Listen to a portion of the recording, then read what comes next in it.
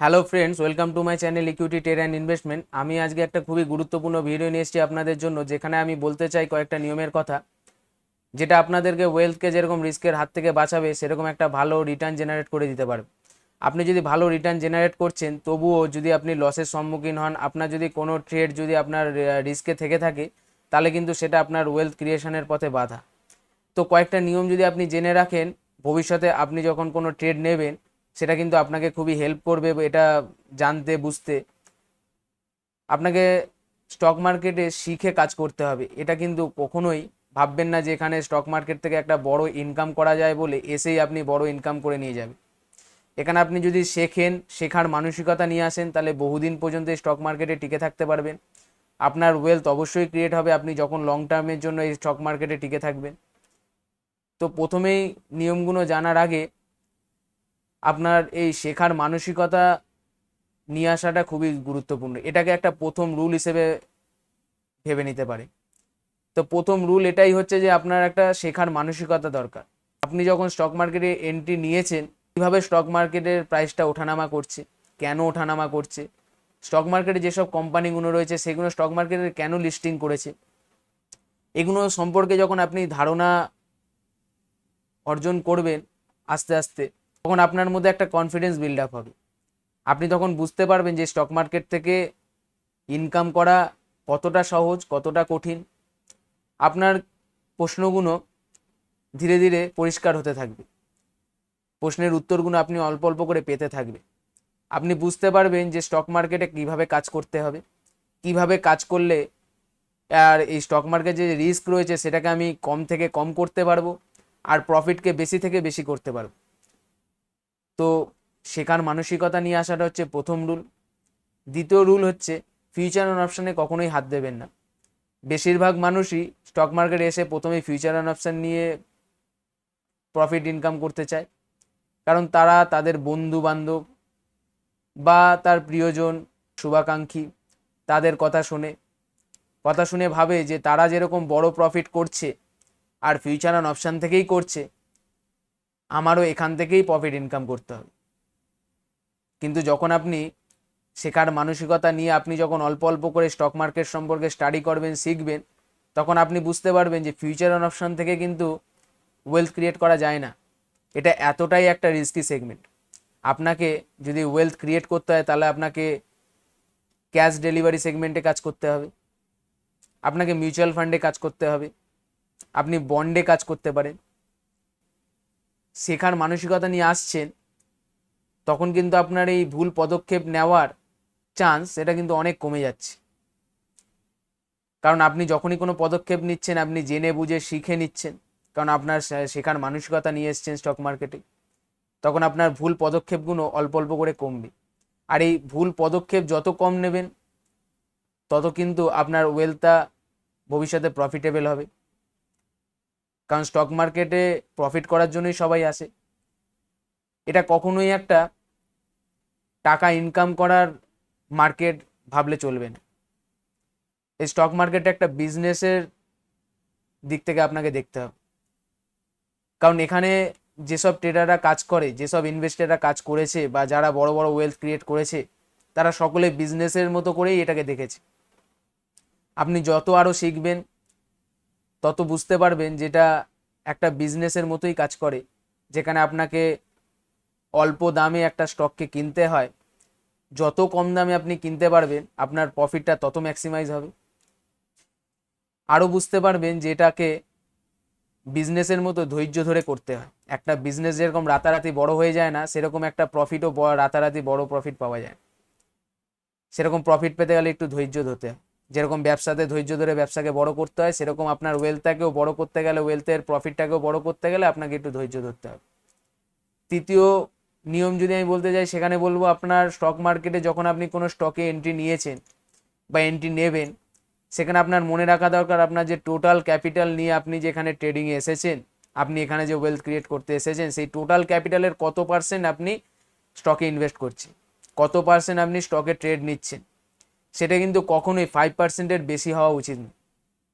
কারণ 5%-এর বেশি হলে আপনার রিস্কটাও কিন্তু অনেক বেশি হয়ে যাবে। আপনাকে যদি একটা উদাহরণ দিয়ে বোঝাই, আপনি মনে করুন একটা স্টকে এন্ট্রি নিচ্ছেন, সেখানে হয়তো আপনি 50% আপনার টোটাল পোর্টফোলিওর 50% হয়তো আপনি ইনভেস্ট করে দিয়েছেন। আপনি জানেন ওখান থেকে আপনি আরও 50% সেখান থেকে ইনকাম করবে, কিন্তু স্টকটায় কোনো খারাপ খবর আসলো বা সরকারের কোনো নতুন ডিসিশনের জন্য সেই স্টকটা 50% ফল করলো, মানে আপনার টোটাল ক্যাপিটালের 50% ওতে কিন্তু ইনভেস্ট রয়েছে। মানে আমি ধরে নিচ্ছি 1,00,000 টাকার 50,000 টাকা আপনার ওই স্টকে ইনভেস্ট রয়েছে, সেখান থেকে 25,000 টাকা কিন্তু কমে গেল, কারণ স্টকটা কিন্তু 50% ফল করেছে। মানে আপনি 50,000 তাতে ইনভেস্ট করেছেন, সেই 50,000 টাকা হচ্ছে আপনার 100% অ্যামাউন্ট, সেইখান থেকে আপনি দেখতে পাচ্ছেন স্টকটা কেনার পর থেকে 50% পড়ে গেছে, তার মানে আপনার 50,000 থেকে ওটা কমে 25,000 টাকা হয়ে গেছে, তার মানে আপনার টোটাল পোর্টফোলিওতে লস দেখাচ্ছে 25%। এবার মনে করুন আমার নিয়ম অনুযায়ী যদি আপনি একটা স্টকে 5% নিয়ে এন্ট্রি নেন, মনে করুন একটা স্টকে 1,00,000 টাকার মধ্যে আপনি 5,000 টাকা নিয়ে এন্ট্রি নিয়েছেন, আর সেটা 50% পড়ে গেছে স্টকটা, ওই একই স্টক 50% পড়ে গেছে, তাহলে আপনার লস দেখাবে 2,500 টাকা। মানে আপনার 5,000 টাকা হচ্ছে 100%, তার 50% পড়ে গেছে, তার মানে 2,500 টাকা আপনার লস দেখাবে। তাহলে আপনার টোটাল পোর্টফোলিওতে কত লস দেখাবে? 1,00,000 টাকার টোটাল পোর্টফোলিওতে আপনার লস দেখাবে 2.5%। তাহলে কতটা আপনার রিস্ক কমে গেল? যেখানে 25% লস দেখাতো, 5% ইনভেস্ট করছেন, তার জন্য আপনার লস দেখা যায় 2.5%। তো আপনার যে 2.5% লস দেখাচ্ছে 2,500 টাকা, আপনি যখন অন্য স্টকে আবার 5,000 টাকার এন্ট্রি নিয়েছেন, মনে করুন অন্য একটা স্টক আবার 5% আপনি এন্ট্রি নিয়েছেন 5,000 টাকা দিয়ে, সেই 5,000 টাকা হয়তো আপনার 50% টার্গেট ছিল, 50% টার্গেট অ্যাচিভ হয়ে গেছে, তাহলে সেখানে 50% টার্গেট অ্যাচিভ হওয়া মানে কত? আপনি 5,000 টাকা দিয়ে আপনি স্টকটা কিনেছিলেন, সেটা 50% বেড়ে মানে 2,500 টাকা বেড়ে আপনার 7,500 টাকা আপনি প্রফিট বুক করলেন, মানে 7,500 টাকা টোটাল বিক্রি করলেন, সেখানে প্রফিট হচ্ছে 2,500 টাকা। তাহলে আপনার কিন্তু এখানে 2.5% যেটা লস হয়েছে সেটা কিন্তু ওখানে 2.5% বেড়ে গেল, এটা একটু ভেবে দেখুন। তার মানে লসটা রিকভার হয়ে গেল। আর আপনি যেখানে 50,000 টাকা ইনভেস্ট করেছিলেন সেখানে 25,000 টাকা লস দেখাচ্ছে।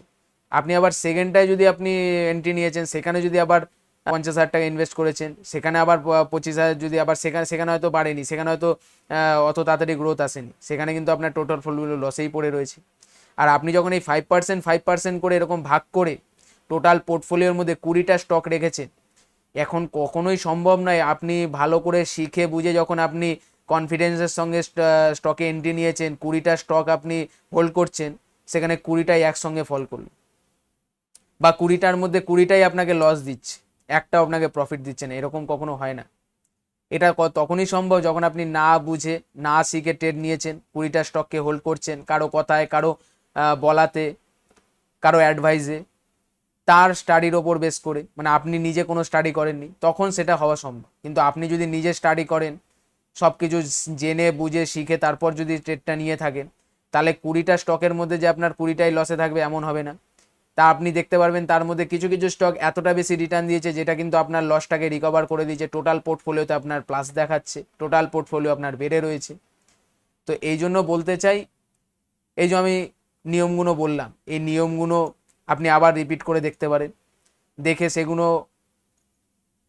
ভালো করে ক্যালকুলেশন করে খাতা কলমে দেখতে পারেন যে আমি যেটা বললাম সেটা কিরকমভাবে কাজ করছে।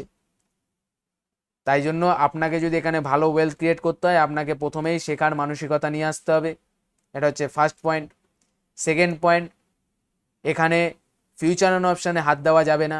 ভালো ওয়েলথ ক্রিয়েট করতে গেলে cash delivery segment, mutual fund, বন্ডে আপনাকে ইনভেস্ট করতে হবে। 3 নম্বর পয়েন্ট, আপনি কখনোই 5%-এর বেশি স্টকে ইনভেস্ট করবেন না। আপনার যে টোটাল ক্যাপিটাল সেটা বাড়াতে থাকবেন, তাহলে আপনার দেখবেন 5%টাও দেখবেন বেড়ে গেছে, আপনার প্রফিটটাও বেড়ে গেছে। যেখানে আপনি 1,00,000 টাকা নিয়ে এসেছিলেন, তার 5% যদি 5,000 টাকা হয়, আপনি পরে যদি আবার আরও অল্প অল্প করে সঞ্চয় করে আরও 1,00,000 টাকা যুক্ত করেন, 2,00,000 টাকা, সেখানে 2,00,000 টাকার 5% 10,000 টাকা হয়। সেখানে 10,000-এর যদি আপনি 50% কোথাও প্রফিট দেখতে পান, সেখানে 10,000-এর 50% মানে হচ্ছে 5,000 টাকা, মানে সেখানে আপনি 5,000 টাকা প্রফিট ইনকাম করতে পারবেন। যেখানে আপনি 1,00,000 টাকা নিয়ে এসেছিলেন, সেখানে 5% ইনভেস্ট করে তার 50% যদি আপনি প্রফিট বুক করতেন, সেখানে 2,500 টাকা আপনি ইনকাম করছিলেন, প্রফিট বুক করছিলেন। সেখানে যখন আপনি 2 লাখ টাকা করলেন আপনার টোটাল ক্যাপিটালটাকে, সেখানে আপনি দেখতে পারলেন যে আপনার এখন 50% টোটাল যে প্রফিট বুক করছেন, সেখানে 50% হয়ে যাচ্ছে 5,000 টাকা। তাহলে আপনি যত দিন দিন আপনার টোটাল ক্যাপিটাল থেকে বাড়াতে থাকবেন, আপনার এখানেও 5%-এর অ্যামাউন্টটাও তত বাড়তে থাকবে, আর ওদিকে আপনার প্রফিট সেটাও বাড়তে থাকবে। তো আপনি যে এখন কাজে যুক্ত রয়েছেন, বা যদি কোনো আলাদা অফিসে কাজ করে থাকেন, বা কোনো ব্যবসা করে থাকেন, বা কোনো ছোটোখাটো জব করে থাকেন, আপনি সেখানে কাজে মন দিন। সেখান থেকে টাকা ইনকাম করে এটাকে স্টক মার্কেটে সব খরচাপাতি আপনার বাড়ির বা আপনার লাইফস্টাইলের সব খরচাপাতি আপনি মিটিয়ে তারপর যে কত টাকা বাঁচিয়ে আপনি স্টক মার্কেটে নিয়ে আসতে পারছেন, কত বেশি আপনি স্টক মার্কেটে অ্যাড করতে পারছেন, সেইটার দিকে মনোযোগ দিন। স্টক মার্কেটকে শেখার, বোঝার, বা কোনো যেসব বই রয়েছে স্টক মার্কেট সম্পর্কে, সেই সম্পর্কে আপনি জানার চেষ্টা করুন, সেই সম্পর্কে শেখার চেষ্টা করুন, তাতে সময় ইনভেস্ট করুন, তাতে অল্প অল্প বই কেনাতে টাকা ইনভেস্ট করুন। এইভাবে আপনার উন্নতি হবে। কিন্তু কারো কথায়, কারো অ্যাডভাইসে প্রথমে এসেই আপনি ফিউচার অন অপশানে এন্ট্রি নিয়ে বড় ওয়েলথ ক্রিয়েট করে আমি নিয়ে যাব, এটা কিন্তু কখনো সম্ভব নয়। এইভাবে কিন্তু বড় বড় ইনভেস্টাররা বড় বড় ওয়েলথ ক্রিয়েট করেনি। তাই জন্য আপনাকে এইসব নিয়মগুলো খুব ভালো করে বুঝে তারপর স্টক মার্কেটে কাজ করা উচিত। শেখার মানসিকতা রাখুন, আপনি শিখতে থাকুন।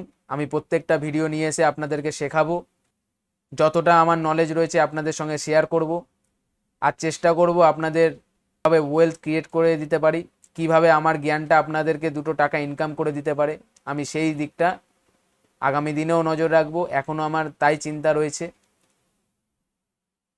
আমার মনে হয় যে একা টাকা ইনকাম করে আনন্দ নেই। টাকা ইনকাম করতে আমরা যখন সবাই একসাথে টাকা ইনকাম করব, আনন্দ সেইখানে রয়েছে। যারা এই ভিডিওটা দেখছেন তারা কেউ আমার ভাই, কেউ আমার দাদা, কেউ বোন, কেউ দিদি, সকলের উদ্দেশ্যেই আমার এই ভিডিওগুলো বানানো, যাতে তারা 2 টাকা ইনকাম করে এই স্টক মার্কেটে প্রফিটেবল থাকতে পারে। ভবিষ্যতেও আমি কিছু ভিডিও নিয়ে আসবো, তাতেও আমার উদ্দেশ্য একই থাকবে। আপনারা ভালো থাকবেন, সুস্থ থাকবেন। আজকে আর ভিডিওটা বেশি বড় করছি না। ভবিষ্যতে আরও কিছু শিক্ষামূলক ভিডিও নিয়ে আসবো, আপনি দেখতে থাকবেন, শিখতে থাকবেন, শেখার মানসিকতা রাখবেন। নমস্কার।